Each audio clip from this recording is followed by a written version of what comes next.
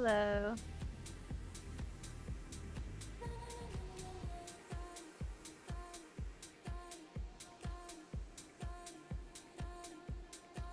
Hi, everybody.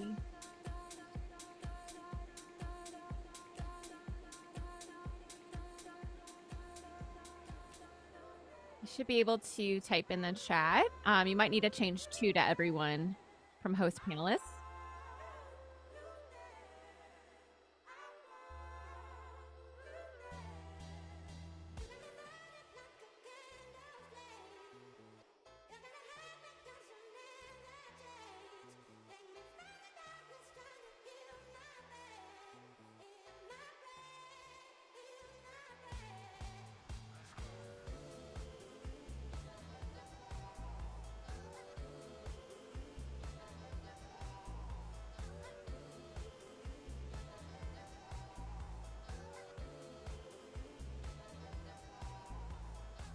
Feels like the first time I made time in a minute. Rock with it, I'm in attendance. How could we clear feelings aside? I gotta match the fires to the flame. The feelings just got attached. I got the days fall, the straight fall away small. The waist started dancing on me. Had to take you back home. Time moving slow, we fast forward.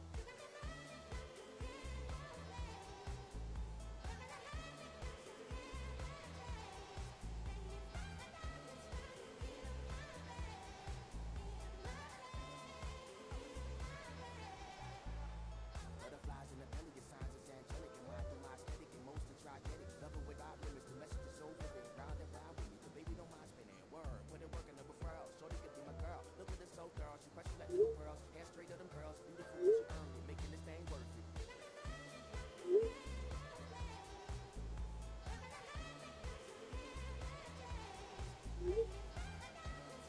Yay! Okay, great.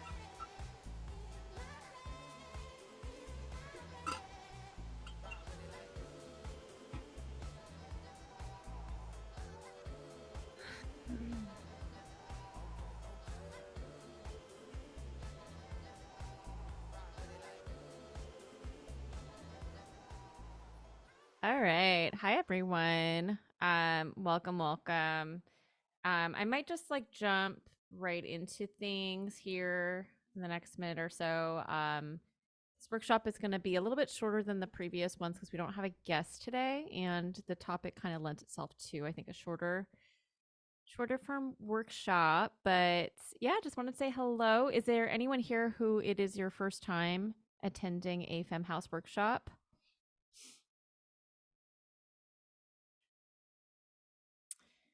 Or is there any returning attendees? First time, nice. Well, welcome, welcome. I feel like every single time there's always new faces. Happy to have you here. Can everyone hear me okay? I don't have a moderator today, so you are my eyes and ears for sound check. um, but yeah, I'm gonna go ahead and just jump into the intro here. Welcome, everyone. I'm gonna screen share in just a moment, but yeah, just to kind of give you a little intro and a little background about me. My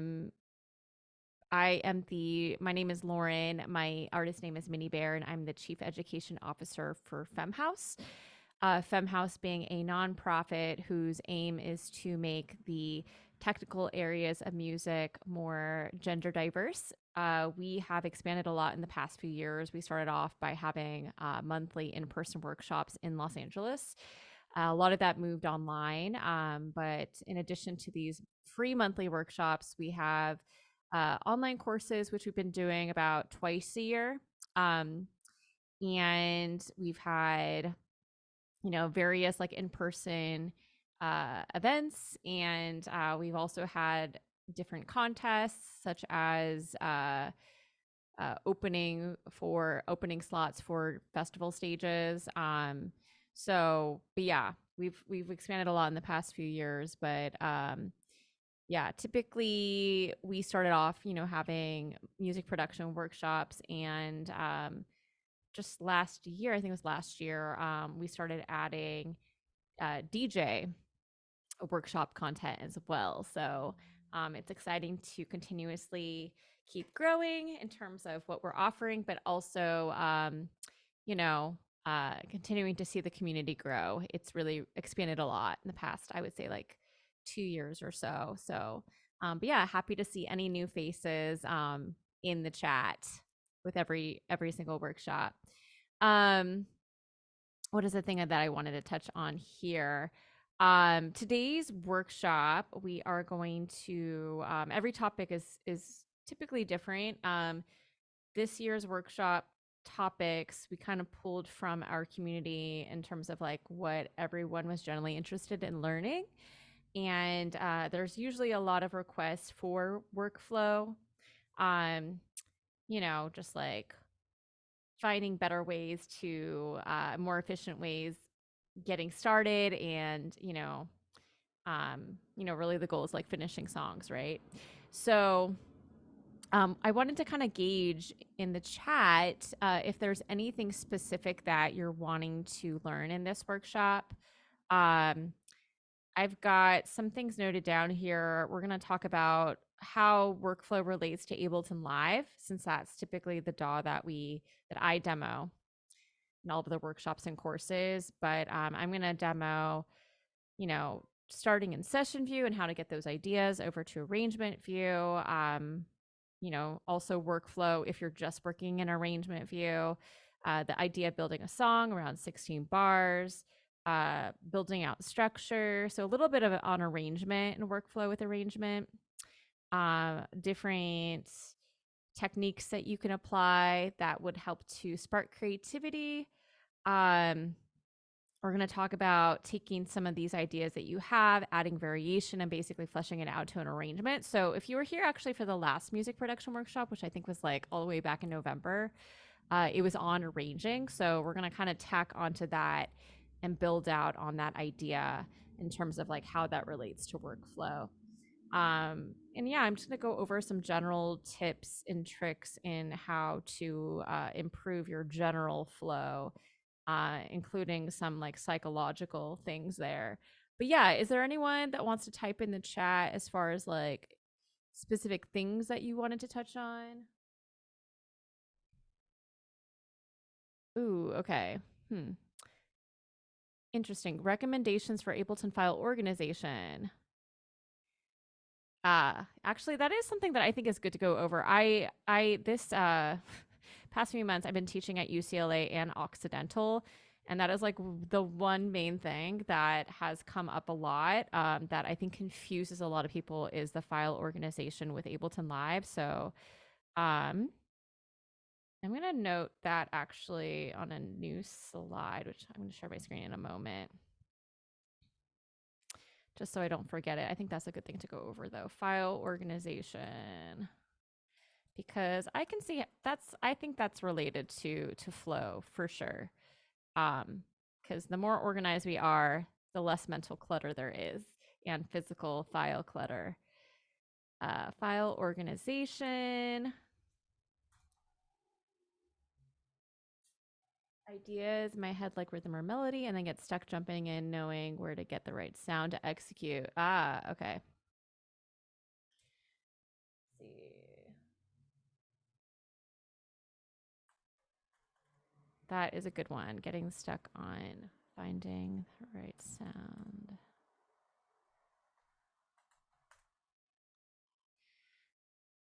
Okay. Um, that's an excellent one. That is also very relatable. Interested in learning systems for how and when to bounce original tracks out for mixing with an engineer. Ooh, that's a really good one too. Learning.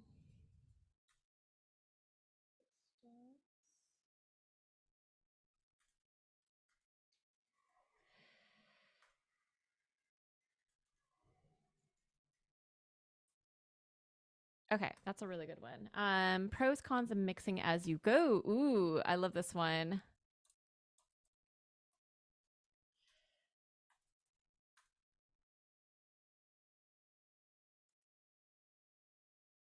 Mixing as you go. I love this one actually a lot. Uh,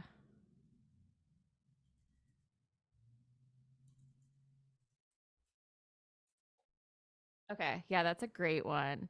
Okay, so some of these things I might tie in with the other topics that I already had kind of structured for this workshop, but I might address these things after I've gone through my general bullet point slides here. Organize my thoughts better and follow a more methodical structure. Okay, I like that one too. Organize better and follow a more methodical structure. That's great. Um, Thank you for sharing.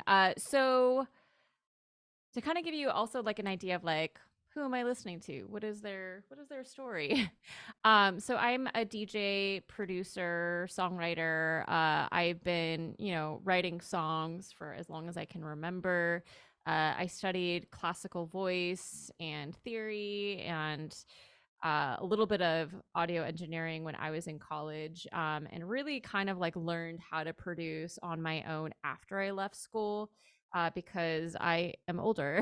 And when I was in school, DAWs at the time weren't as accessible as I would say they are now. I think DAWs these days, I think we're kind of like at a point where like things are so accessible of creating ideas right away and putting those ideas together, which I think is very, very exciting. There's also a lot of creative tools that we have at our fingertips. I mean, not even like on our computers, but I would say um like on our phones, there's like different apps, right, that can help to generate ideas.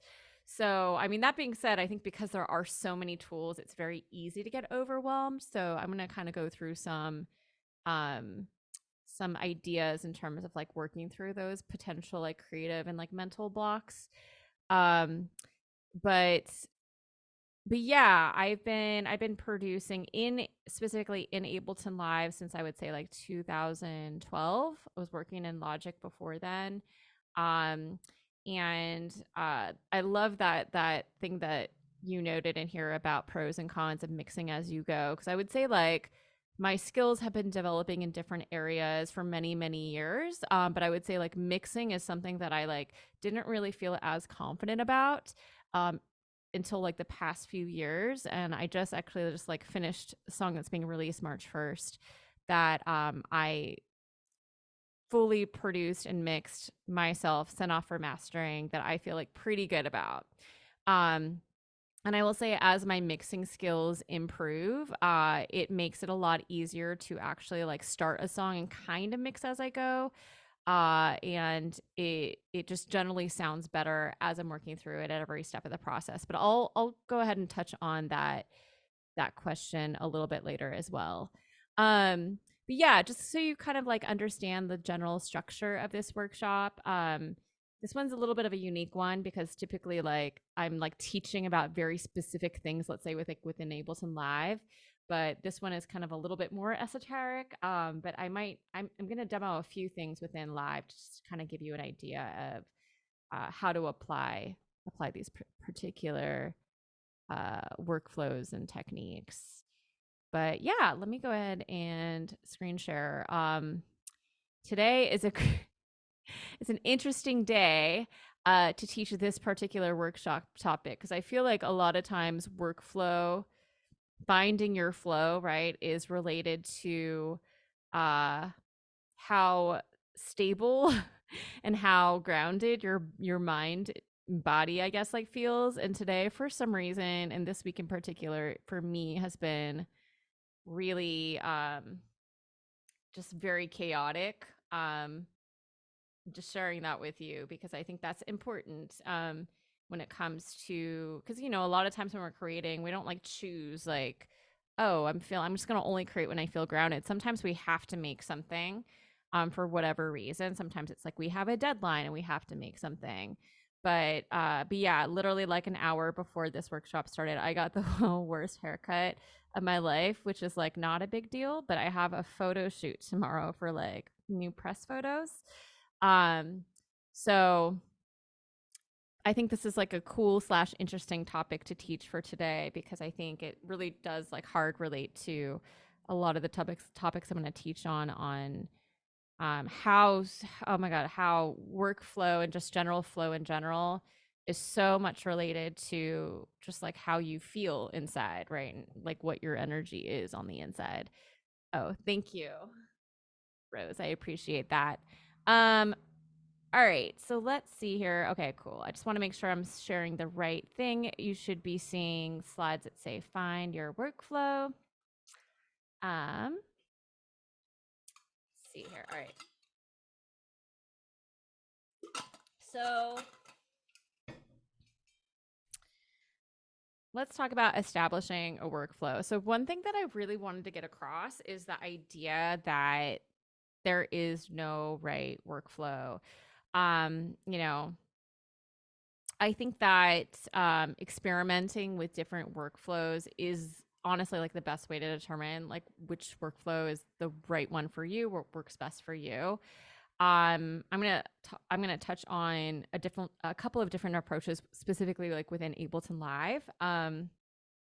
That some of these concepts and approaches I think could also work in other DAWs, and in particular, just like the idea of like starting with like a 16 bar idea.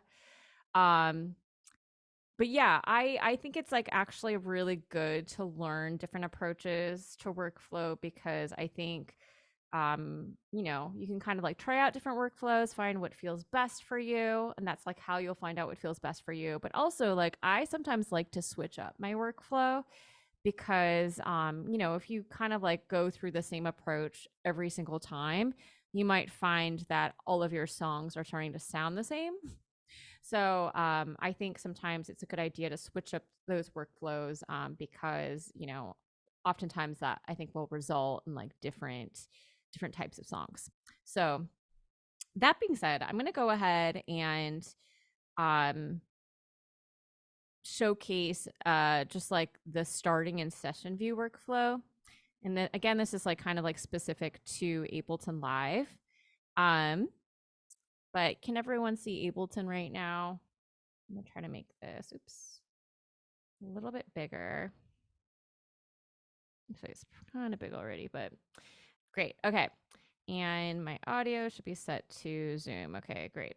So I'm gonna actually go to someone had mentioned in the chat the idea of I have ideas in my head like a rhythm or a melody, and then I get stuck jumping in knowing where to get the right sound to execute. Is it just playing around or trial and error? Um, so I think that is something that I think with like practice and ear training is something that you kind of like start to learn like, okay, I think with all of the sounds that I have in my song right now in my project, I think this particular bass would work really well. Or I think that like this type of like key or synth sound would like work and layer in with all of the other sounds that I have. Also, like I'm working within this particular genre, so maybe like this type of bass would work well. So I think one, it is just practice of just like uh uh becoming really familiar with different types of sounds. So like that would maybe be like different types of presets for like basses and kicks, and also different types of synths that are like available. um I also think so that's like I think one level of like ear training where and this is like something I'm going to shout out. I think I mentioned this before probably many times in workshops, but specifically we had a workshop on using reference tracks. I'm a huge fan because I feel like if you start to use your ear critically and listen to, let's just say you're listening to a song, you're like, oh, I really like the style of the song, and ooh, this bass sounds really cool, relative to all of the other elements that are in the song. You can then start to kind of like identify what that bass sounds like, what that particular bass sounds like. For example, that could be like really any instrument or any sound. So you can then start to like cultivate your ear, like, ooh, what kind of adjectives would I apply to this type of sound? Would I describe it as like kind of like dark or like abrasive or whatever? And I think having a fundamental understanding of synthesis is really helpful too, because then you can start to apply language like, oh, that kind of bass sounds like it has like a really like quick attack and like a lower decay time because it has sounds like it's a little bit pluckier versus like more sustained. So and then it kind of sounds like it has like this type of effect on it. So I think the more you understand about things like synthesis and also like different types of effects, that kind of like helps to be able to identify different types of sounds, and also you can kind of guide you to what kind of sound you're looking for as well. So and then tacking onto that, I think understanding frequencies can be really helpful. So this is actually like one of the things I think I might have touched on in the arrangement workshop. But the more that you understand about different types of sounds and where they sit in the frequency spectrum, that's really, really going to help out with how you're arranging your song. So you can arrange your song from like left to right. So like intro, verse in like a linear manner, right? Chorus, verse, chorus, outro, whatever. But then you can also arrange your song vertically, where, you know, like you'll have like your low instruments, right? Like your kick and the bass more down here. And then maybe your chords would be sitting like right here. And then you have maybe like a lead melody that's sitting higher up, and then a vocal that sits a little bit higher up, and then maybe hi-hats are up here. So all of your sound should really be sitting in different parts of the frequency spectrum, so that the sounds to begin with can sound separated. So that way, when you start mixing, that makes it a little bit easier for you. Austin asked tips on how to become more educated on synthesis, tools, courses, etc. What is YY or Y2? Why the University of YouTube? I see.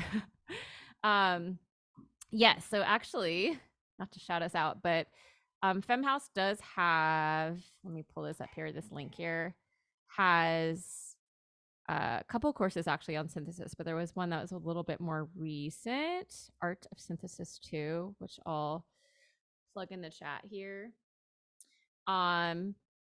Which is pretty comprehensive. It goes over just the fundamentals of synthesis, how to create movement with modulation, so LFOs, envelopes. So basically like fundamental concepts, and then it goes into different VSTs and how to create like different types of sounds like keys, pads, polyphonic sounds where it's like playing more than one note at a time.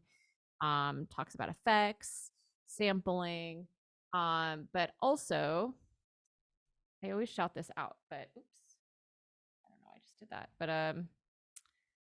can't really see because there's a bright light here. Oh, maybe it just froze. Oh no, there you go. Oh, I think it thinks I'm doing a screenshot. Okay, there we go.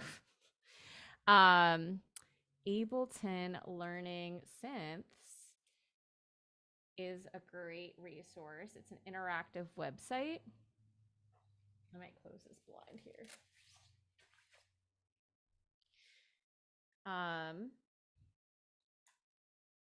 So if you're wanting to kind of like understand just like basic concepts of synthesis, I think that's a really good place to start. Um, but yeah, I mean, there's like a lot of different tools online, like you mentioned, like YouTube. LNA does audio actually is a great resource too for a lot of different content, but I think she has a few videos also on YouTube as well. Um, but yeah, going back to what I was talking about, I think having a basic understanding of synthesis is really helpful. Yeah, for sure. Um, but yeah, let's go back to the session view workflow though. So yeah, I kind of wanted to actually touch on, I was going to talk about it a little bit later. I'm going to touch on it now. So when I think about workflow, I think of what is the quickest way to start a song. So I'm not going to like allow myself to get in my own way, because trust that I I have a tendency to always get in my own way, and I'm sure I'm like not the only person to do that. Like I got this photo shoot tomorrow, and now I'm like, oh no, my hair. I don't feel super confident now. But you know, it's just like you gotta find ways to like move on, right? And so the same could be said for making a song, where I'm going to try to set myself up for success as much as I can by, you know, creating like little shortcuts and maybe like templates to just like get started right away. So that way, to your point, um, I'm not spending so much time like finding the perfect bass sound or the perfect like synth sound, lead synth sound. So uh that being said, what I have already done, what I like to do is to create a template. So my template's pretty simple, I will say. Some templates are pretty more in depth, but I like to kind of keep my template nice and loose so that way, it kind of gives me flexibility to build out something new every single time. But basically, if I go to view return tracks, these return tracks over here are basically tracks where I process certain types of effects, like reverbs and delays, for example. So on this particular return track, I have a reverb that's maybe like a bit of a smaller reverb. And then I have this return track that has like a larger reverb. And then I'm not going to get into this, it's a little bit fancy, but I have these two return tracks that have sidechain reverb and delay. And then another return track that has delay, just straight up delay on it. And so really the general idea is that rather than me having to set up these things every single time I go to sit down, they're already set up. Maybe I want to, I know that I'm always going to create with a specific type of bass sound, or there's just like specific tools that I like to use all the time, then that would be a great reason to create and set up those tracks here. And then you can go to File, Save Live Set as Template. And then in the browser over here, you'll find your templates here. So then you can go ahead and open that up. So that's really, really helpful. Another thing that I would recommend is if you have like a particular, let's say, instrument, or let's say like a MIDI instrument plus effects combination that you like, rather than recreating that every time, you can create presets.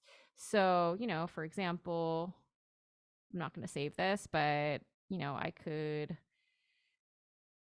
let's say I grab wavetable. I like kind of tweak some things around. I'm not actually going to make anything, but let's just say I'm like, ooh, yes, let's just like make this instrument here. I'm going to add, some effects here. And let's just say I'm like, great, this is an amazing instrument, amazing synth. I can then grab all of these devices. So I can click on one of these, type Command A to select all. And then I can either right click here and select group, or Command G for group. Group all of these together. And then in the bottom left corner, there is this little floppy disk icon here. See if I can zoom in here a little bit. So anytime you see a floppy disk icon, for those of you who don't know what a floppy disk is, it is save. So if I click here, it basically saves this, what's called an instrument rack, inside of my what's called the user library here. So I'm going to call this my synth rack. So if I ever want to find that now, let's delete this here. I can just go to user library under places. Let me close all of these here. Presets, instruments, and then instrument rack. There is my synth rack here. And just drag this over here. And, again, I can just like save instruments. I can also just save effects, like a chain of effects if I want. So you'll find that, I'm just going to delete this here, but you'll find that in my user library, I've got presets, instruments. I've got like various like instruments here that are saved. I've got drum racks. So these are basically drum kits where I've saved, where I have like custom samples saved in each kit. And again, that's just really helpful because rather than me sitting down and having to, create something from scratch every time, I can just like have specific sounds that I like and just throw them into my set really easily. So I'm actually going to do that now. I'm going to create Shift Command T, create a new drum rack. And I'm going to go in here, and I did this right before class, but I'm going to grab this textured with blips drum. And I can't hear anything, so let's see what's going on. Zoom audio device. Let me see.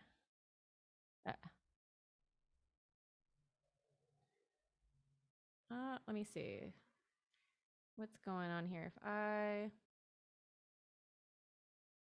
go to my samples, it was working before.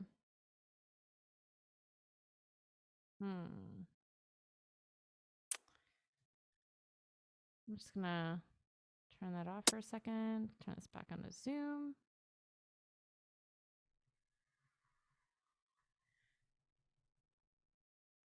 This is definitely full mood vibes. Okay, I'm just gonna stop share for a moment here and close out of this, close out of this. Share screen. I think I might have forgotten to select share sound. All right, so let's share sound.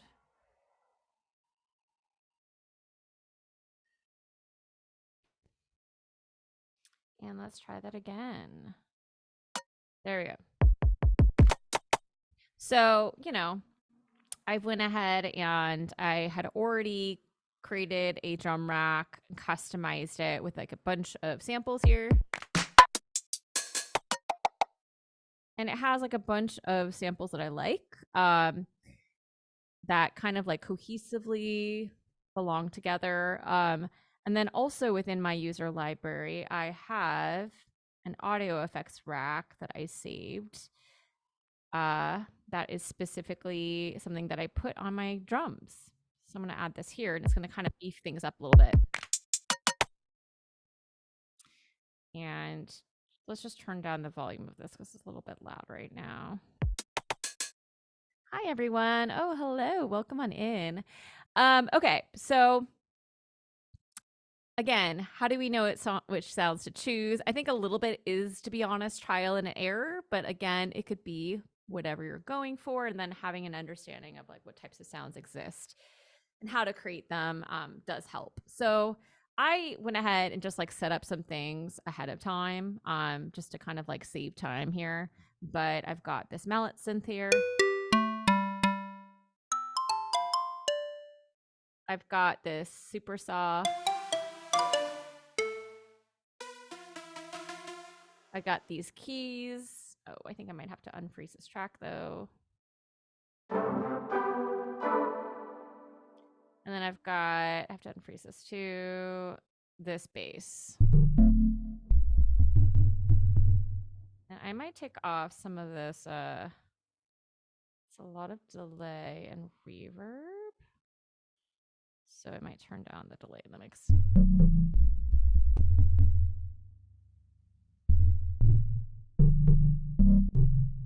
Okay, we're just gonna go with that for now. And again, the idea is like, all right, I'm gonna generally pick sounds that I like, but I'm not gonna spend like an hour finding these sounds because I feel like at that point I'm just gonna get sick of myself and want to eat a sandwich or something. Okay.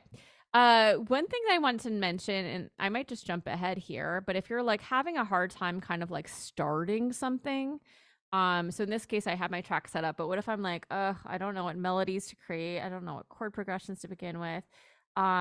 We've talked about this before in other workshops, but I'm just gonna skip ahead here.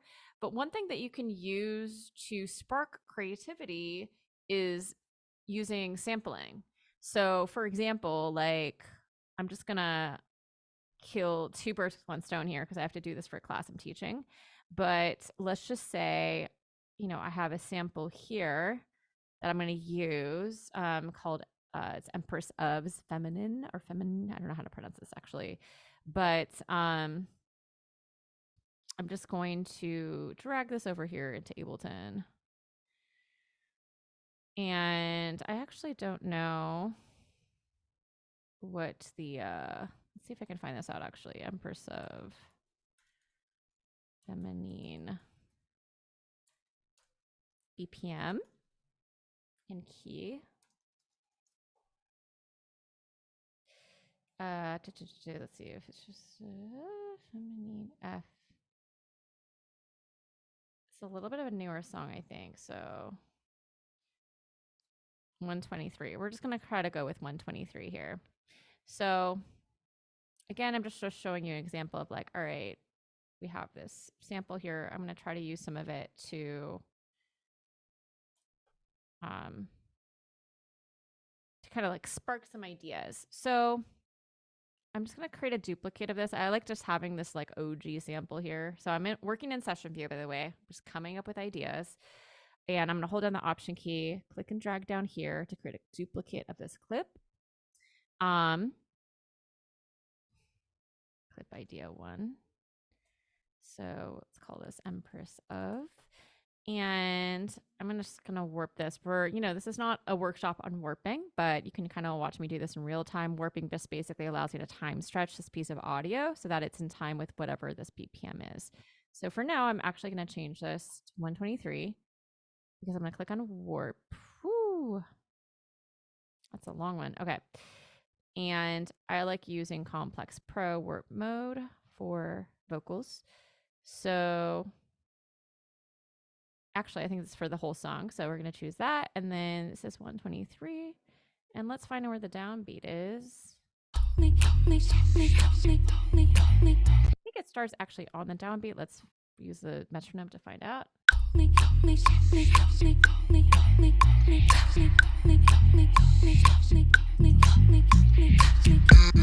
Ooh, that's great. There's a kick, so that's a really good way to find out where the 1 is. Okay, so I think this technically it's a little bit behind. I think this is actually the downbeat maybe, so let's try that.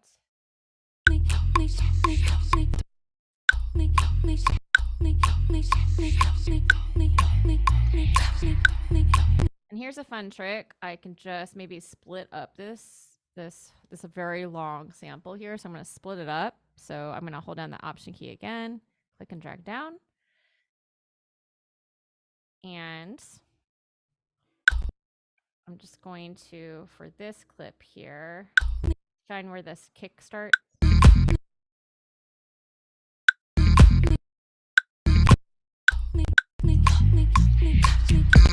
So like right here.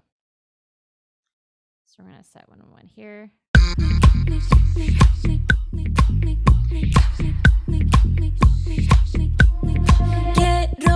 All right, cool. So I'm just going to grab the coolest bits of this clip here that I like. So maybe let's do.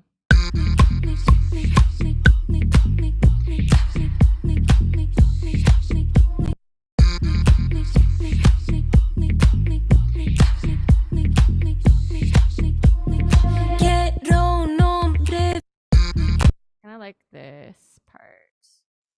So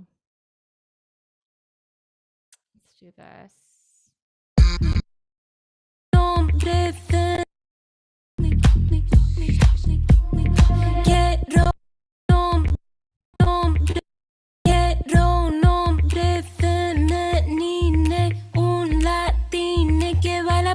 Solo pa' mí, me cocine, me desfile, me lleve al cine. Lo quiero pa' mí y solo pa' mí.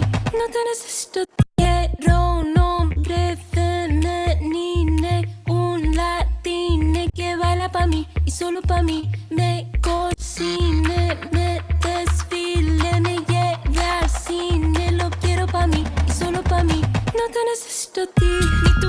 Okay, so we're gonna make a little loop with that. All right, so let's just like maybe start with that. Maybe let's just create one more idea here. I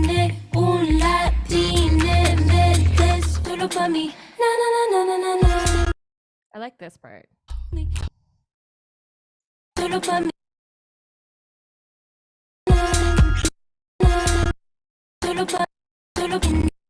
pa' mí, lo quiero pa' mí, y solo pa' mí, lo quiero pa' mí, y solo pa' mí, lo quiero pa' mí, y solo pa' mí, lo quiero pa' mí. Honestly, that was an accident, but I don't hate that. All right, so let's just start with like these little ideas here.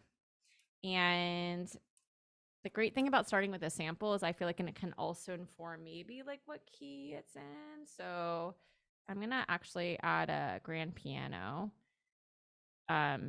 MIDI track here, just kind of like so I have like a reference. So we're gonna go to sounds, actually instruments simpler, and then I'm gonna search for grand piano. Throw that on here. And maybe find out what the keys are. What key it is. It said F. I don't know if I believe that. Let's find out. Sounds like it's like in maybe a minor key. Solo pa' mí, no quiero pa'. So loud. Solo pa' mí, no quiero. Quiero un hombre femenino, un latino que baila pa' mí y solo pa' mí. Me cocine, me desfile, me lleve al cine. Lo quiero pa' mí y solo pa' mí. No te necesito. Quiero un hombre femenino, un latino que baila pa' mí y solo pa' mí. Me cocine, me desfile, me lleve al cine. Lo quiero pa' mí y solo pa' mí. No te necesito. Quiero un hombre femenino, un latino que baila pa' mí y solo pa' mí. Me cocine, me desfile, me lleve al cine. Lo quiero pa' mí y solo pa' mí. No te necesito. Quiero un hombre femenino. All right, so we're just gonna play around with this. All right, I'll try to get out of this mode here. Quiero un hombre femenino, un latino que baila pa' mí y solo pa' mí. Me cocine, me desfile, me lleve al cine. Quiero un hombre femenino, un latino que baila pa' mí y solo pa' mí. Me cocine, me desfile, me lleve al cine. Lo quiero pa' mí y solo pa' mí. No te necesito. Quiero un hombre. Quiero. By accident. Stop. Let's move these here. Quiero un hombre. Let's duplicate that. So I'm just trying to find some like chords that kind of go with this like vocal sample here. And again, I'm just like using the sample to kind of like generate some ideas. Quiero un hombre. Quiero un hombre. Quiero un hombre femenino. Quiero un hombre femenino. Quiero un hombre femenino. There's some latency, so I need to do this a little bit manually. Let's duplicate this clip a bit more. Quiero un hombre. Quiero un hombre. Quiero un hombre femenino.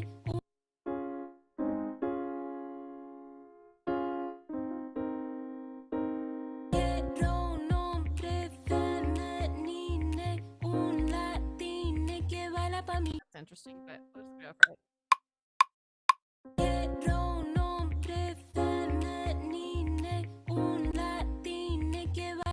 Quiero un hombre femenino, un latino. Let's move this a little bit. Quiero un hombre femenino, un latino.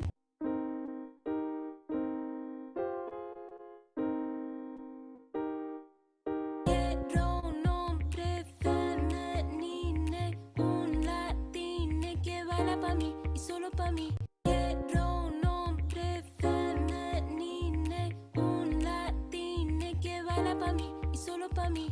Okay, so the cool thing about this is like I could totally scrap this sample if I want to. It's just like kind of like allowing me to generate like new ideas, right? So we're just gonna like, now we have these chords here. So maybe now what I can do is grab this clip here with these chords and maybe just like duplicate it, option drag, hold out the option key, click and drag over to maybe these keys that I have over here.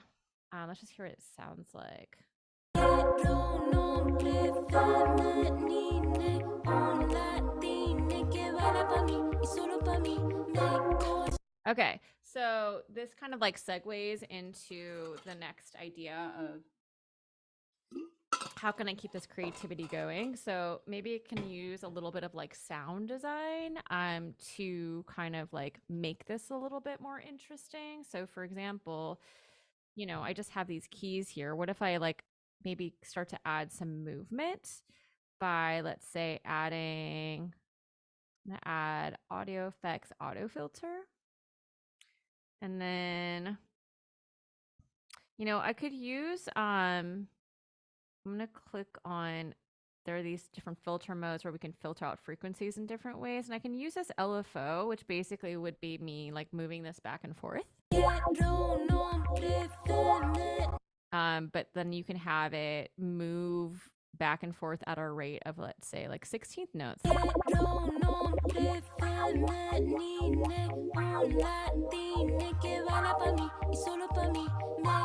But I kind of like using the external LFO tool here because it gives us a little bit more flexibility with how we can maybe change the sound. So I'm going to map this LFO to, let's see here, the filter cutoff. But let's do this at a rate of maybe a bar, but then maybe I don't want it to move that much. And then also I can kind of adjust these things up here so it kind of just moves a little bit. But then I can also increase this thing called jitter, which is going to just make it randomly move around a little bit and smooth that out just a little bit.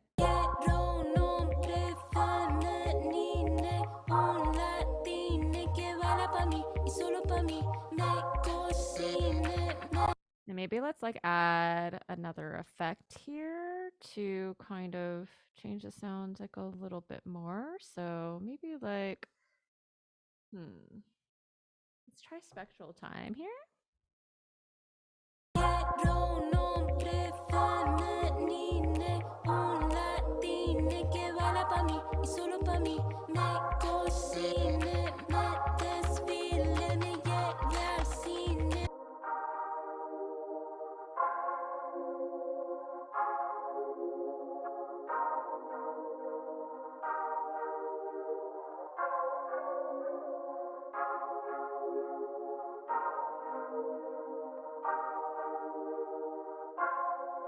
A little bit of a touch of that, and maybe let's hear this in context.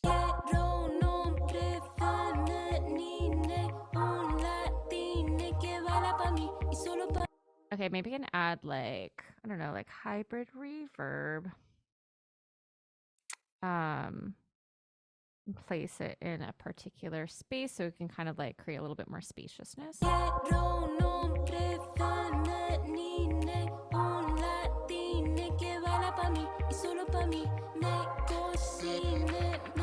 I've got this like sheen here.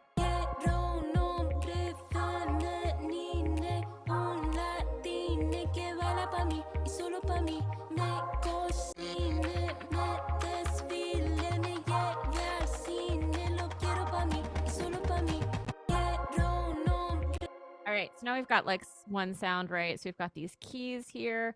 Let's add some, maybe like a synth melody here.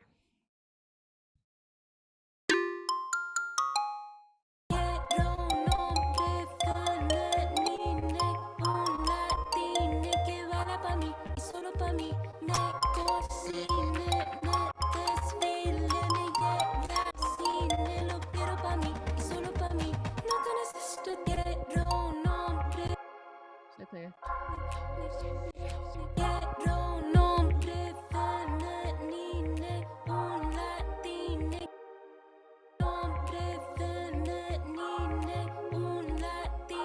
Que baila pa' mí y solo pa' mí me cocine, me desfile, me lleve al cine, lo quiero pa' mí y solo pa' mí. No te necesito hombre femenine, un latine que baila pa' mí y solo pa' mí me cocine, me desfile, me lleve al cine, lo quiero pa' mí y solo pa' mí. No te necesito. Actually, I'm going to play with this one.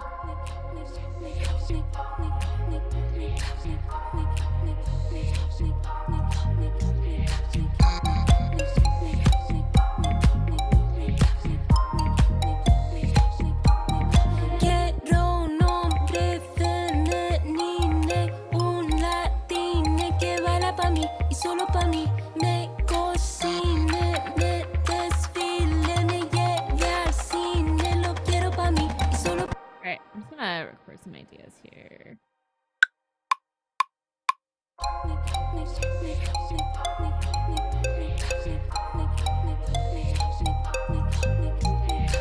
I'm like fighting with latency right now, but let me move that over here.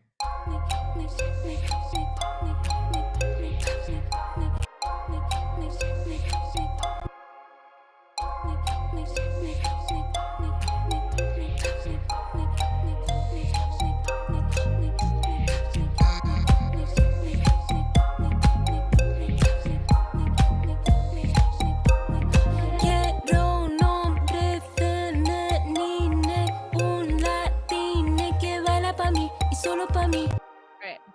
So I might not have all of these ideas playing at the same time. I just want to get one idea down. And then the idea is like usually like I like to kind of create like variation on ideas. So I don't know, maybe I'll just like hold on the option key, duplicate this, and I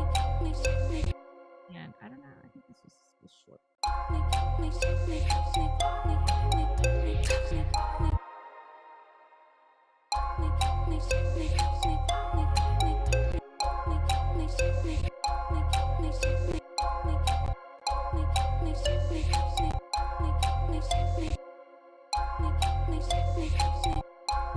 Maybe let's silence these. I'm gonna select them, press 0.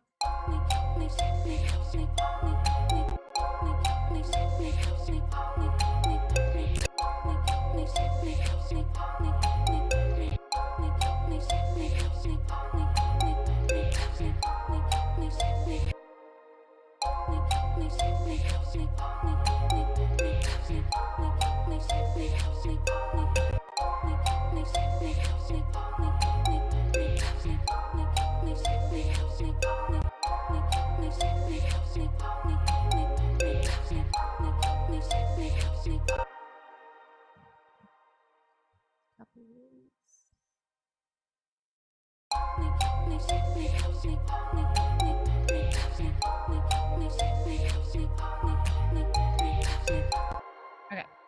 So basically ideas, we have like idea 1, right? Idea 2. And maybe now we can have like, I don't know, like a super saw idea. Stop these from playing.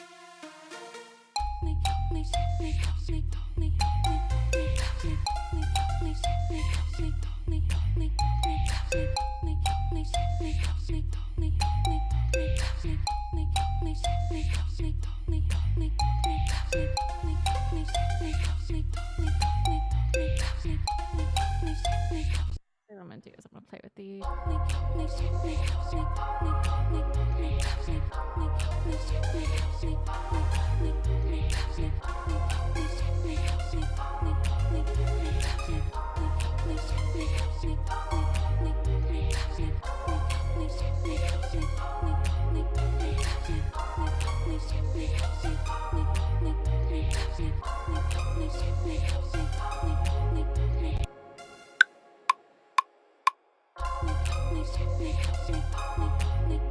Latency is killing me here. All right.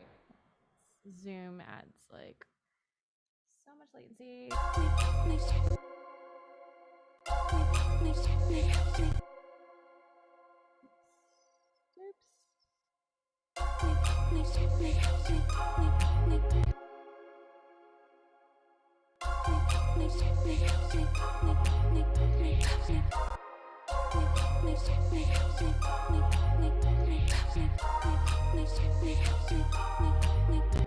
Okay, so we've got that.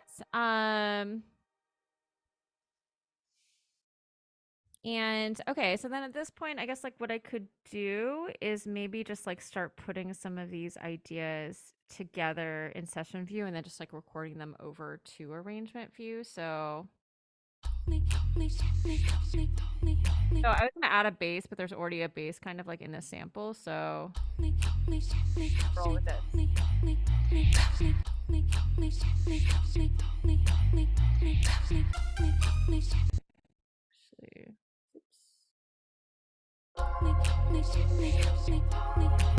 Actually, actually, the whole idea also of like mixing as you go. I personally think that it's really helpful because I mean the idea is like you want things to generally sound good to your ears as you're working. Otherwise, I think you're gonna probably feel like a little bit uninspired. One thing I would suggest though is like maybe not going down a lot of rabbit holes with like getting things sounding like super perfect as you go, because like I kind of like work with the idea of like I'm just gonna kind of like mix a little bit as I go, and then generally speaking, like I'm gonna actually add this after this. And then when I'm ready to kind of do like a mix down, then I'll like go through the process of like actually mixing, and actually it'll be a little bit easier because I've kind of like done the work of making things sound generally clean. But yeah, what I'm gonna do is I'm gonna cut some of these lows out to kind of carve out space for the bass.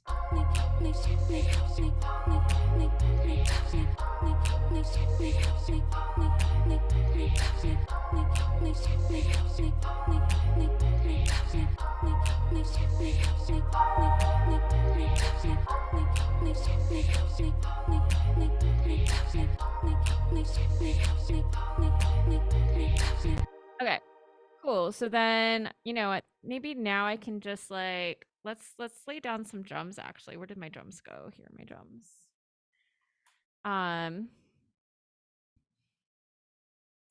Okay, so here are my drums. Let's name them here. So I can now just like add maybe I'm gonna actually draw the drums because the latency is like just too crazy right now. So I'm just gonna draw in some drums here.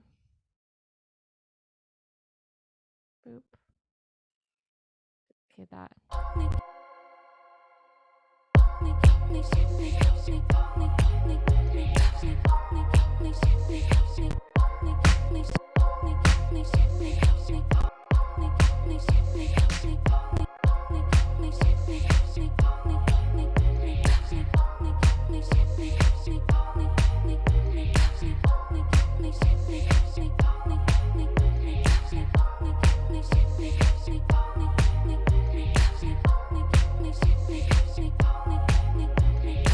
Okay, so we've got this drum clip here, right? And now I can hold down the Option key, click and drag down. Maybe add, let's say, like another idea that kind of can break up this straight ahead type of drum pattern here. So maybe I'll like add some syncopated eighth notes here. Let's see.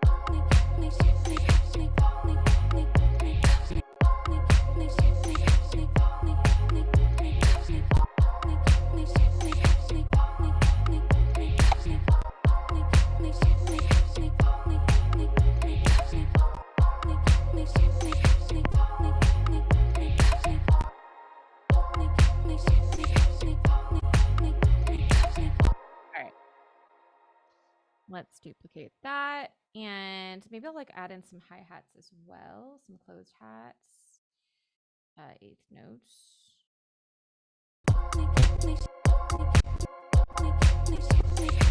Let's maybe change some of these velocities here.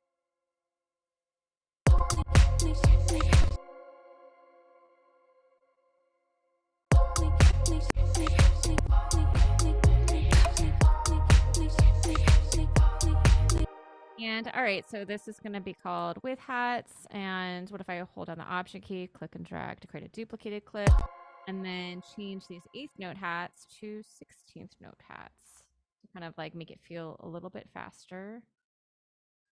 These are still 8th note hats. Right click 16th note grid.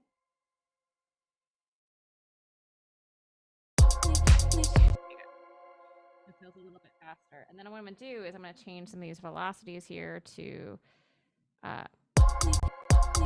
like change the feeling of this. Add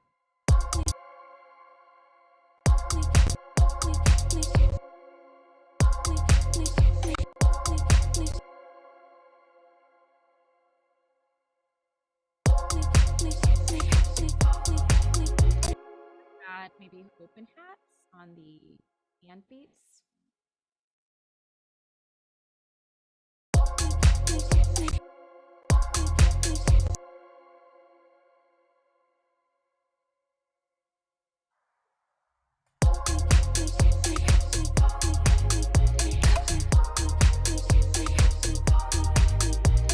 And what's really great, one thing that can like help with your speeding up your process too is like if I was like, oh, I want to create like more percussion, more texture, you know, I could like just grab a loop. So a sample here. So maybe like I'm gonna find here. So we have drum loops.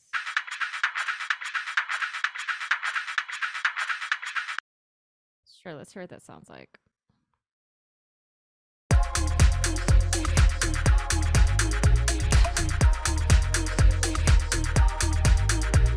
One thing you can do, this is just like a trick here, but if I double click here to go inside the clip, I kind of like to go to this like warp beats mode, turn on this 8th note value, select this first option here, and then lower the envelope to kind of give it a more staccato kind of feel. Let's see, 16th notes. I'm gonna tighten it up. All right, so we're gonna call this perk. All right, so we've got some ideas here, right? We've got, let's try this one first here.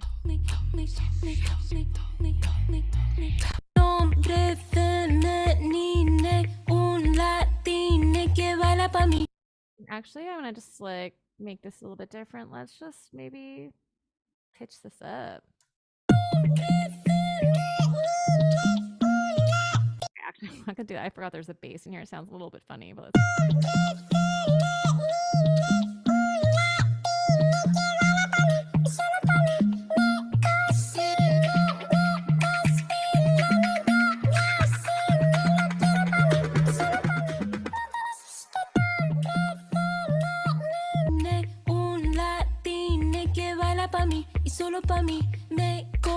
Okay, so that kind of showcases the idea that sometimes you just need to try things out to decide whether you like it or not, or whether you hate it or not.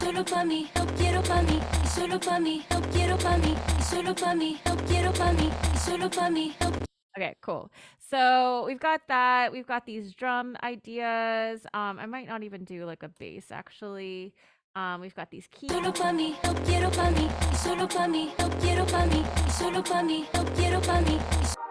Okay, actually, I'm going to do one more thing. I'm going to create another melodic track here. Let's do, I like Astra plugin. And let's find...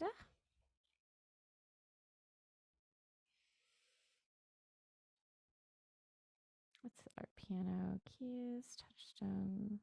Let's try this. Definitely not that.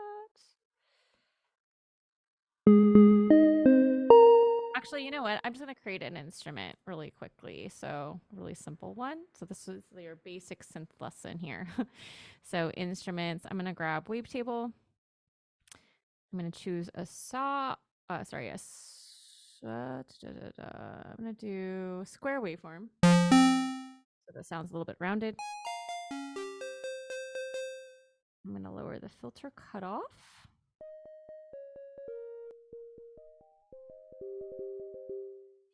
And we're gonna shape this envelope here, these envelopes, to make it nice and plucky.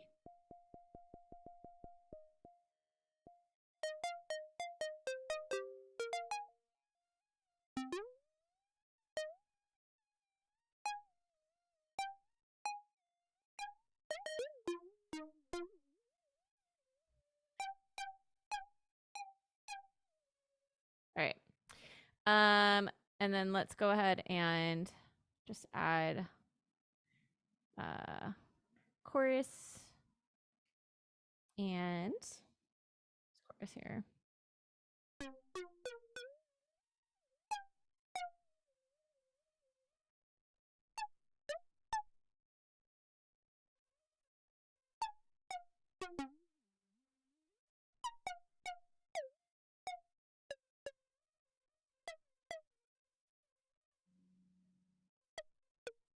Okay, so what I'm going to do to kind of try out the sound actually is I'm going to grab those chords that I had earlier, bringing them over here. So this is going to be my ARP synth. And let's go to MIDI effects, throw our arpeggiator onto here. And let's just try out the sound here.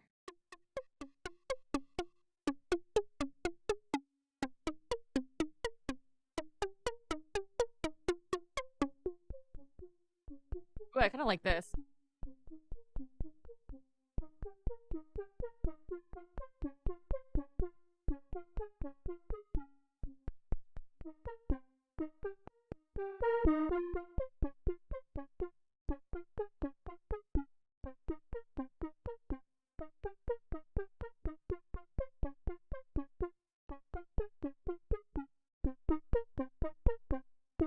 We're gonna take this up an octave.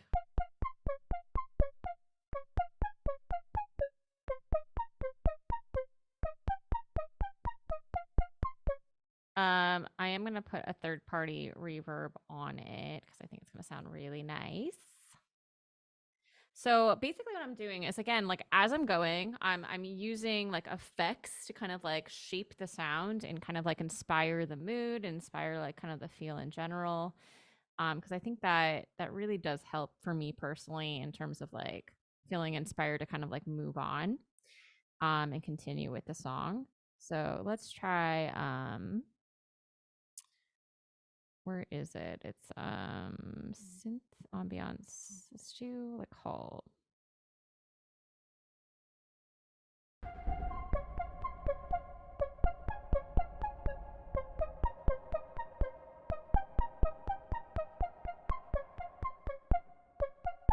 There you go.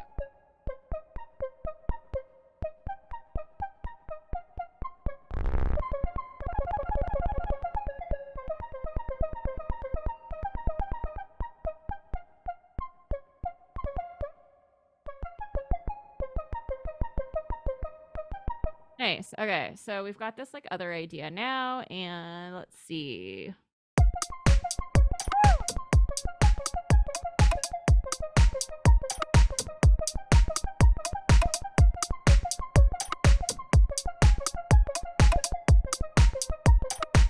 All right, so what about Solo pa' mí, no quiero pa' mí, solo pa' mí.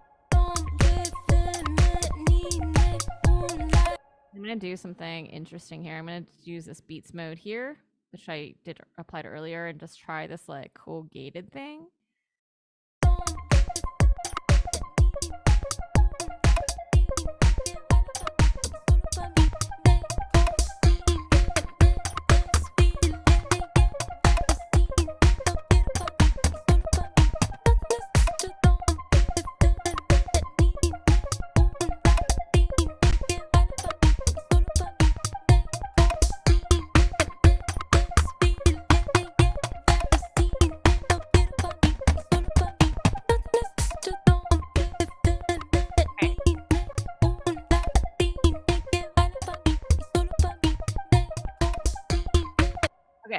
Cool. So it's not clean, but you know, I'm just like coming up with these ideas now. I'm gonna try to like put some of these together. So I kind of liked this with this with this. So I can go to create, capture and insert scene. And this is like, I don't know, idea 1. And I'm going to see what else goes together.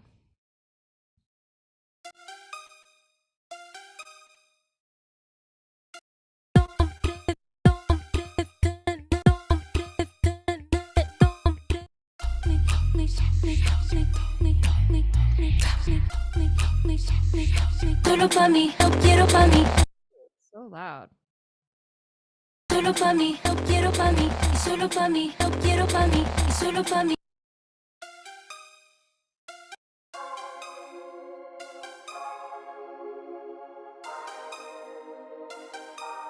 Okay, so maybe this can be like its own section, like maybe a little bridgey part. Capture and insert scene. Bridge. And let's see what I had. I love these, but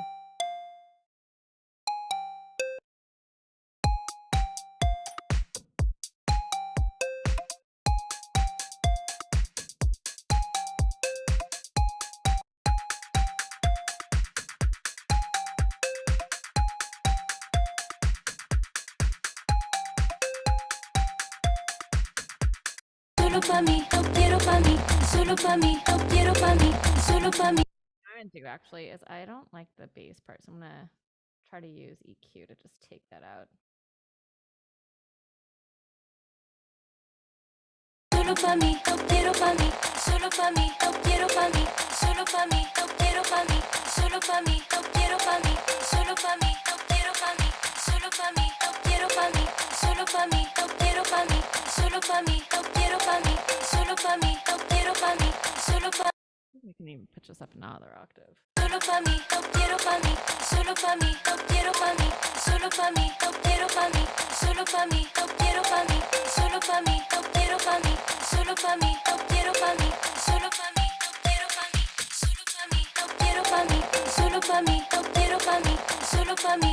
This is a really good example of like, you know, choosing sounds that like kind of like already fit with one another, right? So like I'm like, ooh, this bass, I can tell, you know, this is like it's a sample of a song, right? So typically I would maybe have like a vocal a cappella, or I would record myself singing. And then I would like, you know, try to find sounds that kind of like I can already hear like a separation between the sounds. Whereas like this bass, I can tell like I'm cutting out all the way below 711, I can still kind of hear the bass. So it's just like one of those basses that takes up a lot of space up here, but then also has like a lot of high frequencies.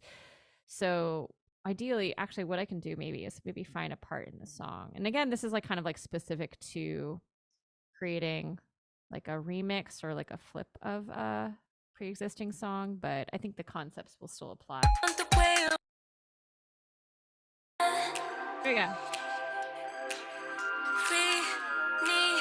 So maybe we can find a part where there's like no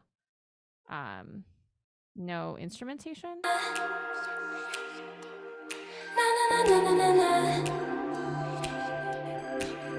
Free me. Estoy loca en este party. Dream, scream. Sabes que yo soy tu daddy. Free me. Estoy loca. Na na na na na na. What if I did this?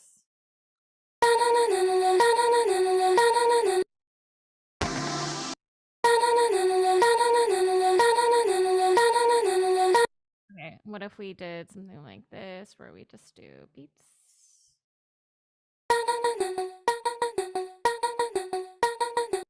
That's sick. All right, delay.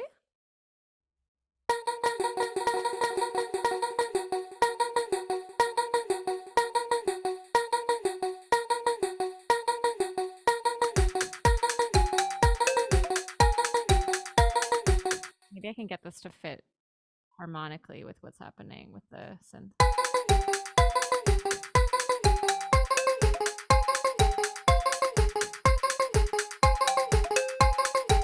Maybe I can simplify the synth here.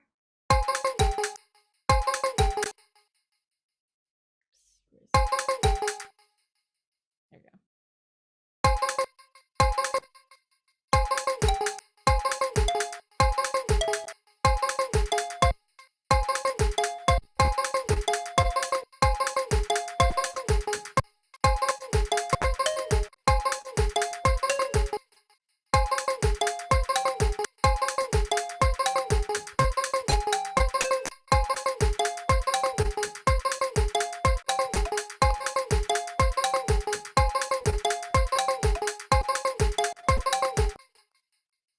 let's get rid of these. Sorry, I am going to record these ideas into arrangement view in just a moment, but I just wanted to, let's get, oops. Rid of this stuff here first.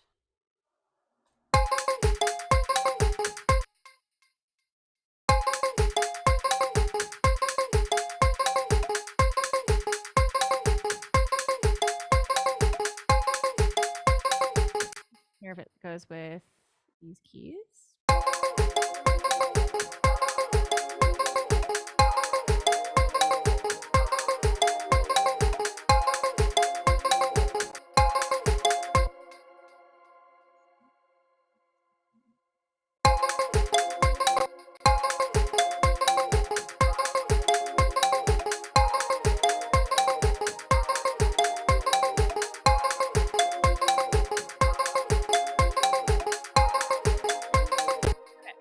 Cool. So maybe like that's an idea, right? So, or so create, capture and insert scene. And then let's do idea 2.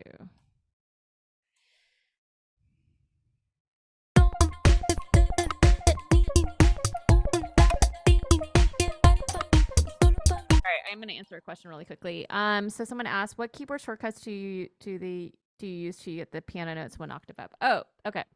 So if you select all, so click somewhere in the grid, Command A to select all. You just hold down the Shift key, and then you use the up or down arrows to shift an octave up or down. So Shift, arrow up or down. So this is a little bit chaotic. So normally what I do, and I'll get to that in a moment, but normally what I do is I'll like just create like a solid like 8-bar or 16-bar idea, and then maybe like duplicate that scene, right? And then like maybe like add variation within these clips. I kind of just like, it's a little bit chaotic because my brain's a little bit chaotic today, but I kind of just like found instruments that I liked, samples that I liked, and then kind of just like started to like play around here in session view, maybe duplicating clips and like spinning on variation on different ideas until I came up with several different clips or ideas here. Now I'm just going to start to put them together.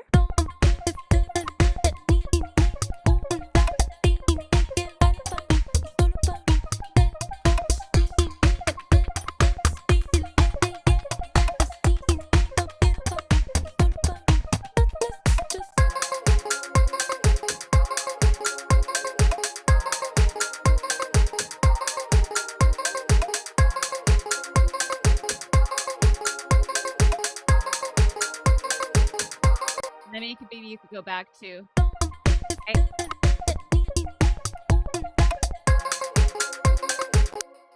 So actually what I might want to do, I'm going to add another perk loop here. That's like a hats loop to kind of like just add some more movement here.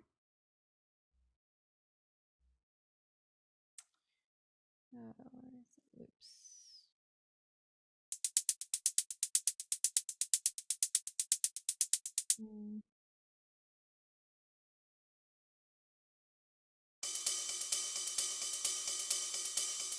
Let's just hear what this sounds like.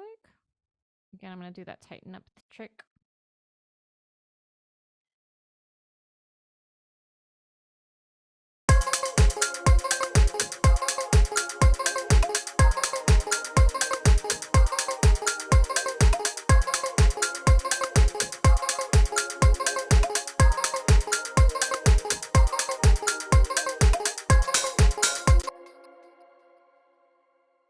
Oh, I'm like, why does this feel so slow? Because I forgot to change this.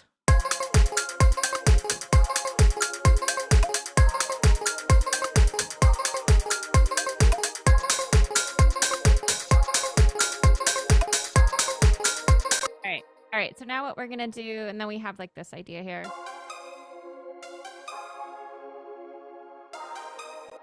Okay.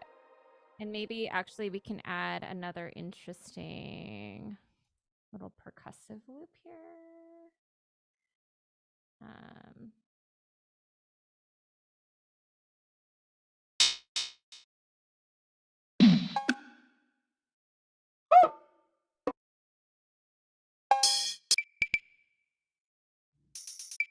Or I kind of like this. It's like minimal. We'll put this in the bridge-ish area. Minimal perk loop. Okay.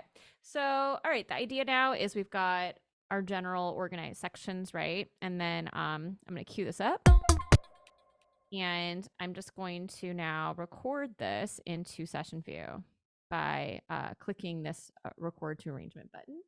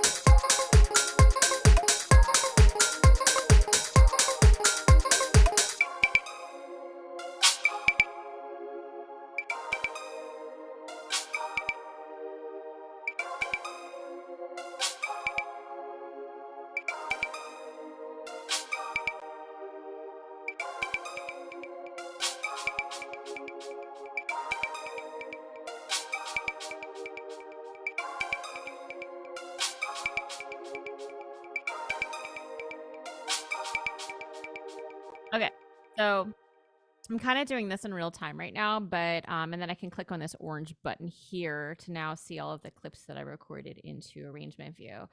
But I didn't mean to spend so much time doing that, but you know, that's kind of like the general workflow in terms of like, all right, selecting sounds that kind of like generally go together and kind of like making them so that they work from the beginning, you know, maybe like applying some EQ to like so that sounds fit together. And then just like coming up with as many ideas as possible in session view, which is kind of like maybe you kind of got the gist by now, but this is like kind of a cool area to improvise and come up with ideas, even like if you're not really sure what you want your arrangement to look like. And then you can start organizing those ideas together based upon what sounds good together. And then you can start recording those ideas into arrangement view, into a general structure. And then at that point, you can kind of just like flesh out the song here, because this is like a time-based linear format where like maybe I'm like, okay, that chorus or that first verse wasn't long enough, so maybe I would like extend that or like edit it. Maybe I would like get rid of some ideas that don't work, add some ideas that don't work. But that's kind of like the general idea. And that's like one approach in Ableton Live in terms of like workflow. The other approach is, yeah, thank you, Nikki. That did not feel quick to me because my brain is a little bit slower today. I think I'm just like really, I just kind of was like really thrown off by the how the day unfolded. But yeah, the other approach to workflow is I think the way that probably a lot of people work because they're kind of intimidated by session view. So maybe it's a good thing that I focused more so on session view this workshop. But the other approach is just literally just starting in arrangement view and then building out your arrangement here. The one thing I will say is like, regardless of whether you're working in session view or arrangement view, or really honestly, like any DAW, I would say like most songs are really like based around, regardless of genre, based upon a core like 8 or 16 bar idea. And really, like when I say 16 bars, that could be like an 8-bar phrase that's duplicated. So, you know, like, again, I kind of took this kind of sounds like I took a sample from a song, so it kind of sounds like a little bit of a remix, but like this could be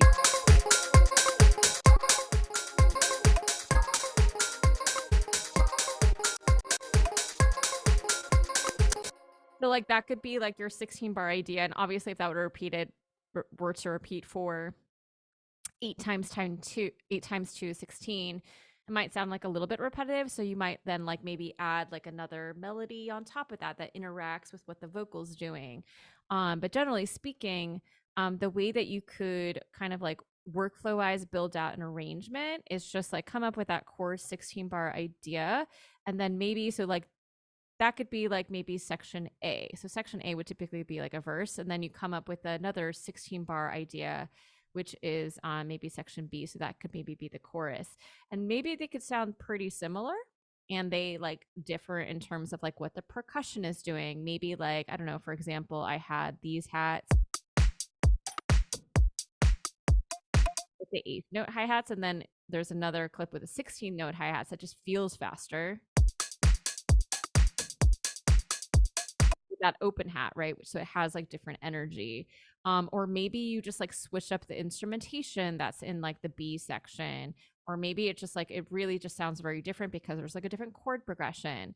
But the idea is that you can build a song around a 16 bar idea. I would say like honestly, like a lot of dance music is really built around a core 16 bar idea, and then that those 16 bars are just duplicated over and over again and maybe rearranged in a different way. And how can you keep it interesting? That's a great question. So that kind of brings me to the idea of adding variation. So which is why like actually in session view I was taking holding on the option key and then clicking and dragging to create a duplicate of the clip, and then adding variation to the clip. So for example, maybe changing those eighth notes hats to 16th note hi-hats, or adding like this like percussion here, right? I mean, you can even do something as simple as like changing up what the kick is playing. So maybe like in this clip here, I take the last eighth note here and make it two eighth notes, make it a double eighth note, right?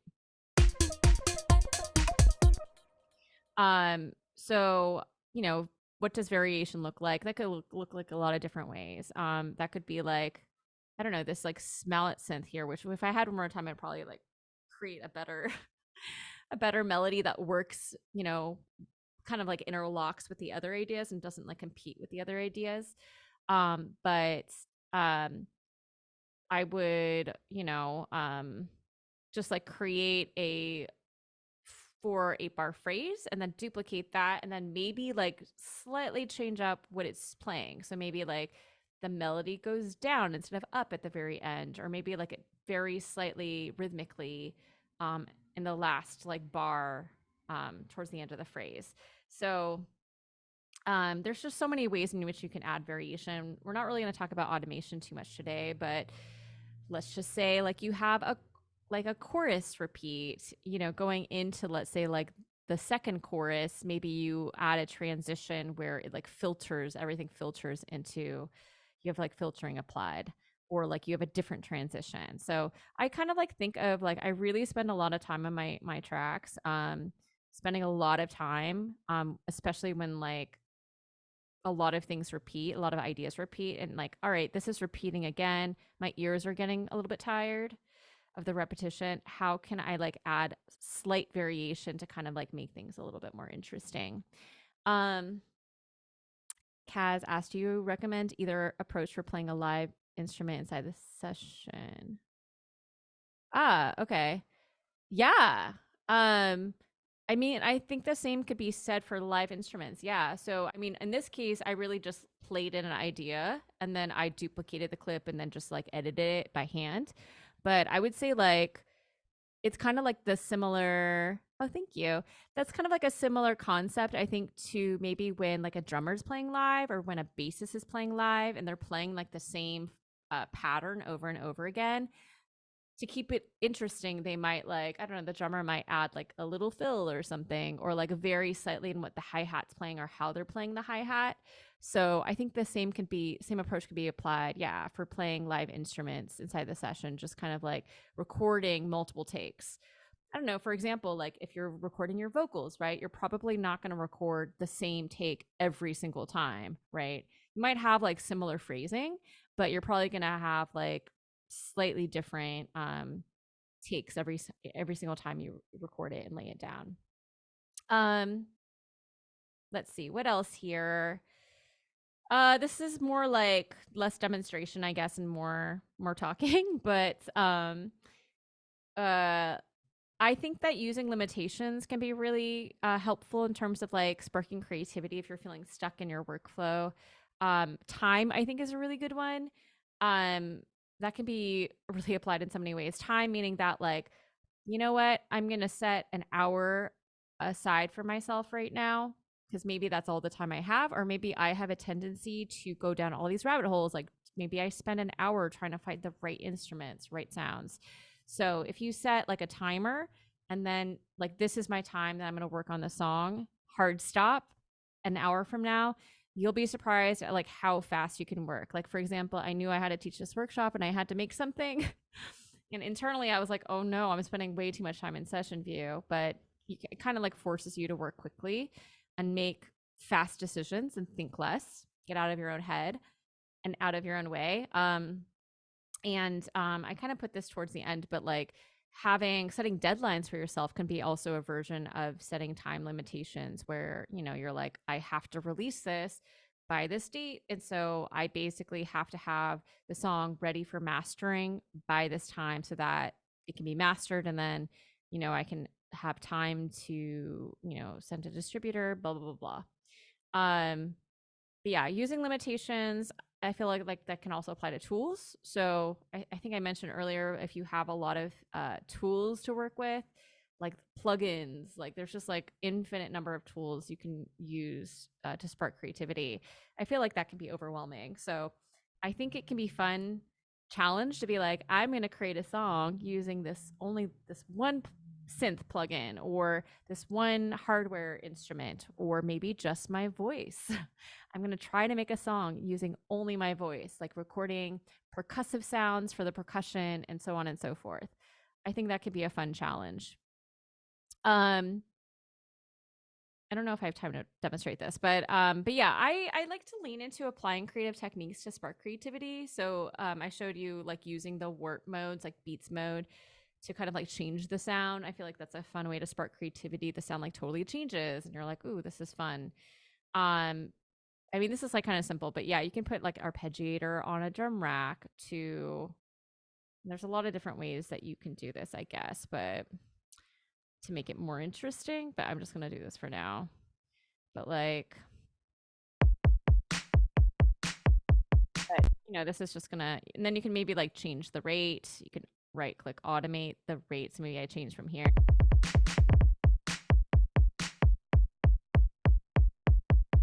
And I'm putting it on the whole rack right now, but like maybe I would just want to put it on, let's say, the kick.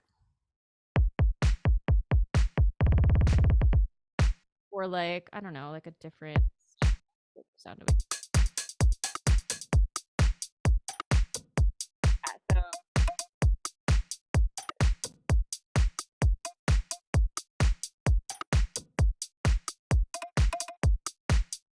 I don't know, something like that.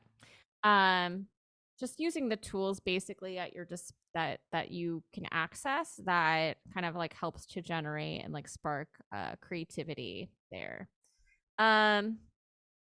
Let's see. What else here? So I kind of like demonstrated the idea of turning your ideas into an arrangement. The idea of subtractive arranging, by the way, I think we went over this in the last workshop. It's just the idea that just come up with as many ideas as possible and try not to like judge your ideas. Like there are some ideas that I came up with just now that I'm just like, don't love this. But it's like, how do you know if it doesn't work? You know, if you don't try it. So I'm all for just coming up with as many ideas as possible. And then you can always just like use the best ideas.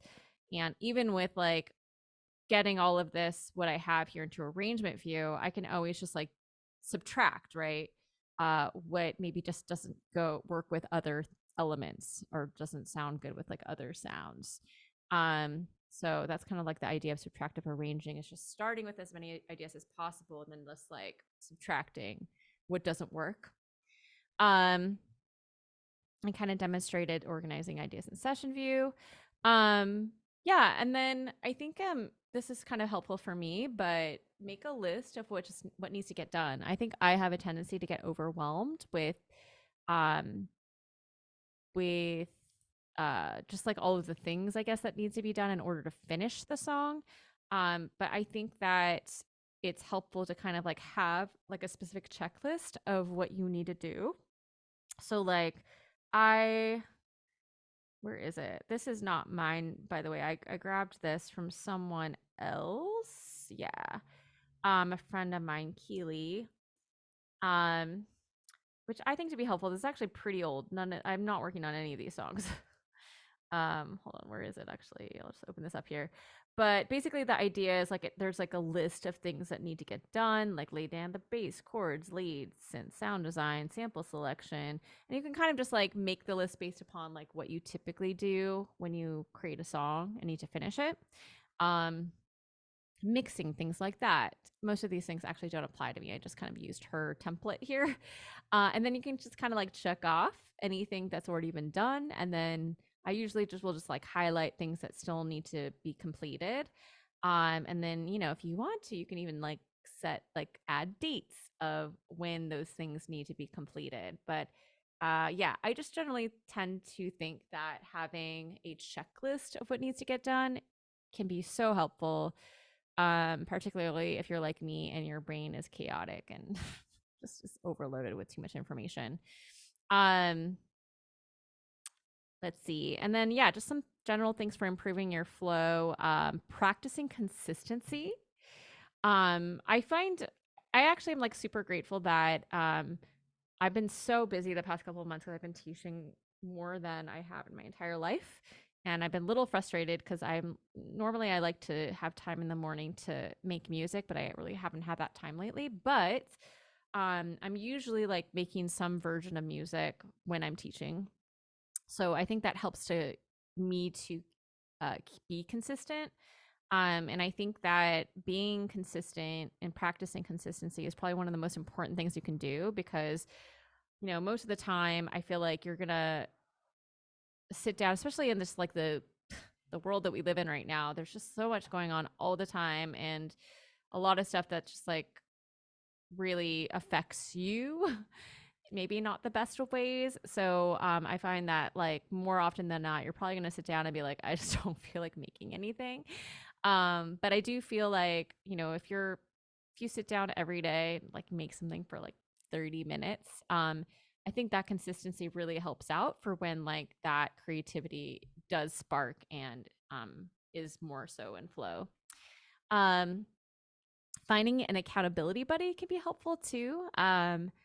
I I like having friends that like I've expressed to them like, hey, I need someone to call me out if I'm not like putting out music or finishing songs. And so I think it's really helpful if you have a friend that you can kind of like support each other by you know, being accountable basically.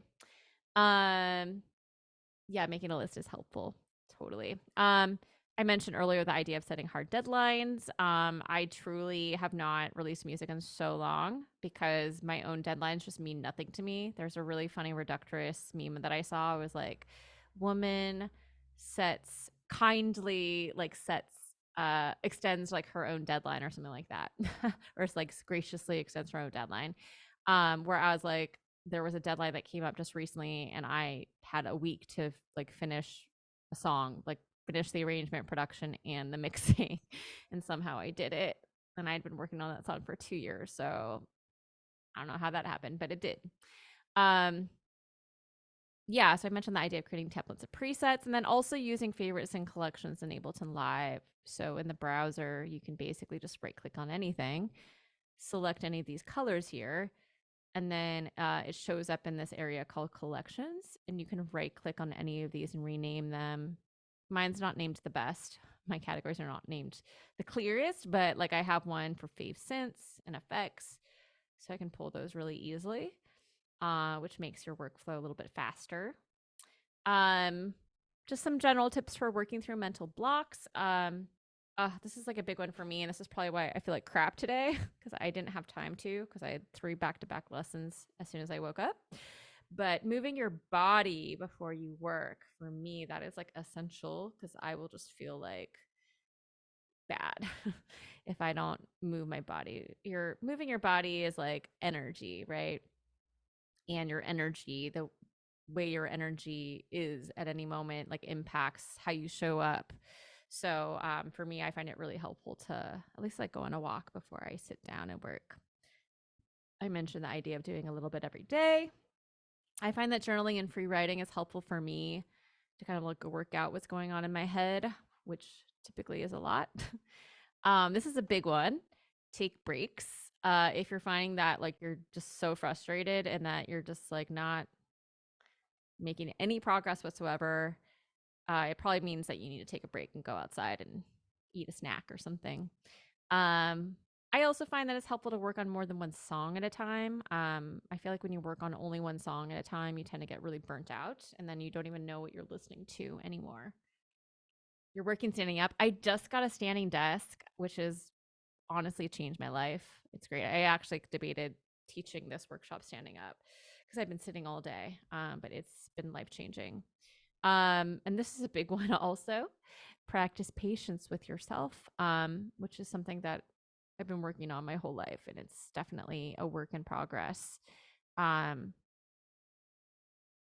Oh, yeah. Okay. So I guess we can like leave on this. If you have any questions, throw them in the chat or in the Q&A section. Ableton Live file organization. Okay. So I'm going to show you what happens when you save an Ableton Live project. So actually, I've already done that here. I think file, save live set. Yeah, I've already done this. So what happens is actually, I'm going to demonstrate this first. Let's just pretend I'm clicking on save live set instead of save live set as. Save live set as just means that you're creating a duplicate. So usually what happens, and this is like on a Mac, but it will open up the Finder window basically. And if it doesn't look big like this, it probably means that there's a bottom towards the down here that prompts you to expand the window. And when you do, it shows you basically what looks like the Finder window.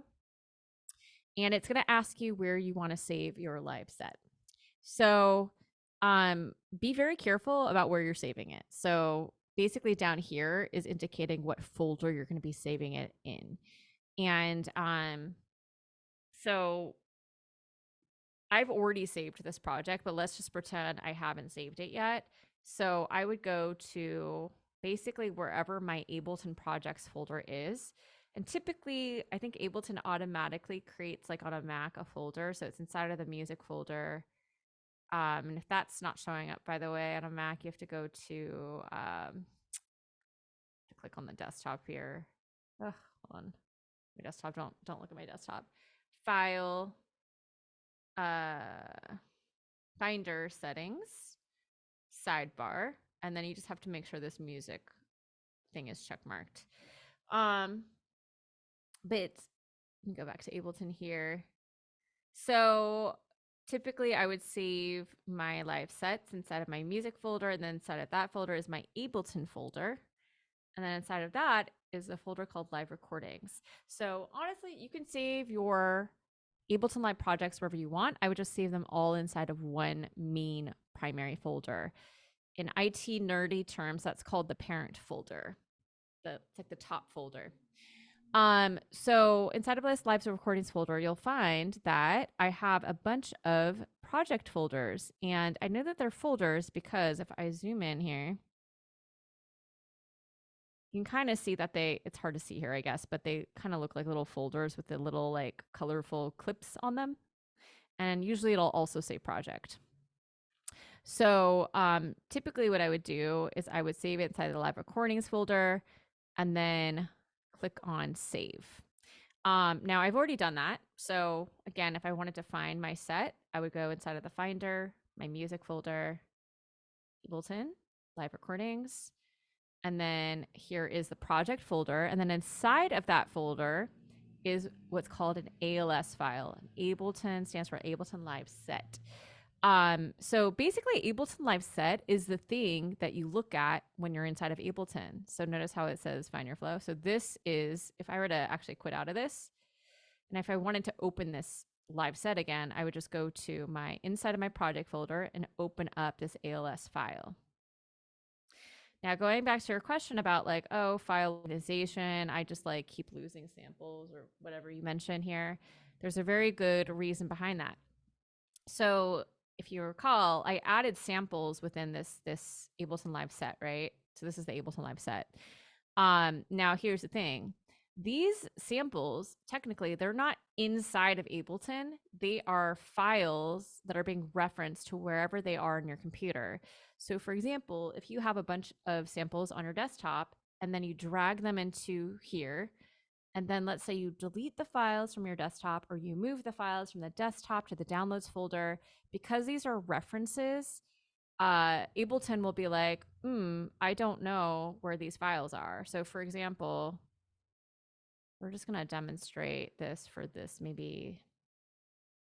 Actually, let's demonstrate it for this sample here. Show in Finder. So I'm going to temporarily move this to my, let's just make sure I have this iTunes Media Music. So single, okay. So, notice how it says sample offline now. And then down here it says media files are missing. And that is because I moved that sample from wherever it was on my computer when I dragged it into Ableton.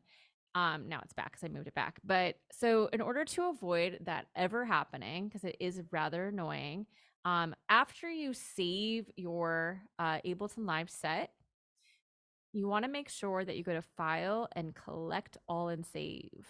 Make sure all of these are turned on and then click on OK. So basically what that does, File, Collect All and Save, is it saves all of these samples inside of that project folder that I just showed you. So Ableton Live Recordings, here's my Find Your Flow project, and then there's my Ableton Live set. And now we have a samples folder imported with the samples. So basically it just creates duplicates of these files and stores them in your project folder so that they're all consolidated, they're all put together. So really simple way to think about this is every time before you quit out of Ableton, make sure you go to File, Collect All, and Save. Does that make sense? It's a little bit boring, but it's very important. Learning systems for how, when to bounce original tracks out for mixing with an engineer. That's kind of like a long involved thing that maybe we'll save for like a whole mixing workshop, but the general idea is I'm a little bit confused by what you mean by original tracks. But my system is so I guess you're thinking of like if you were to like work with a mix engineer. So if prior to me, I guess like mixing my own stuff, what I typically would do is like get my session as far as I could to what I wanted to sound like when it was mixed. And I might not have like had those skills yet. And then I would like basically bounce out those stems.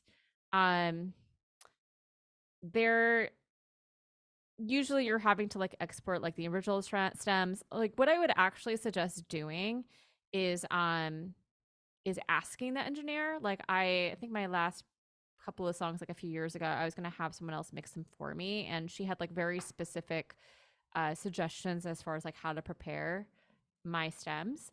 And so like one of them was like, if you really like the way that your vocals sound, you can just like bounce the vocal stems with the effects on them. Some engineers might prefer to have like the dry stems without the effects, and then maybe just like also the wet versions as well. But yeah, I might need more information as far as like what you mean by that question in order for me to properly answer it. But yeah. And I think we answered the pros, cons of mixing as you go versus towards the end of getting an idea down. But yeah, my workflow is I try to mix as I go to kind of get things sounding pretty good. But then I don't spend so much time really mixing because that kind of slows me down. And then I'll fully mix it when I'm towards the end. Cool. I hope that was helpful. Does anyone have any Any other questions? I meant to only go for an hour and a half, but somehow we ended up closer to 6, which is fine. What a day. I don't see any questions in the Q&A. Yeah? Okay, great. Yeah, thank you all so much. And I think let me just like pull up here our next batch of workshops. We've got we had a Mary Droppins workshop yesterday on intro to DJing, I think. Our next one, this would be helpful for anyone who wants to know more about theory, is Intro to Music Theory for Producers, which will be March 29th, which you can sign up for on our site. Let me drop this link in the chat. And then drum patterns in different genres, April 26th. And then we're going to be announcing the next batch of workshops soon-ish. But oopsie, gosh, I don't know what happened to that chat there. Okay. Oops. Oh, thank you, Bill Del Rio. It's good to see you in the chat again. I'm always so happy to see familiar names. Oh, I'm just catching the tail end. Will this video be up somewhere? Yes. For anyone that signed up, I think they typically email a link to the workshop later on. So this is being recorded. But yeah, I appreciate all so much. Thank you for your wonderful energy in the chat. And yeah, until next time, I hope you have a wonderful weekend. Bye, everybody. See y'all soon. Oh, thank you. Yeah, I hope it goes well too. I'm going to try to get my hairstyle tomorrow morning, but thank you. I appreciate it. Have a good one, everyone.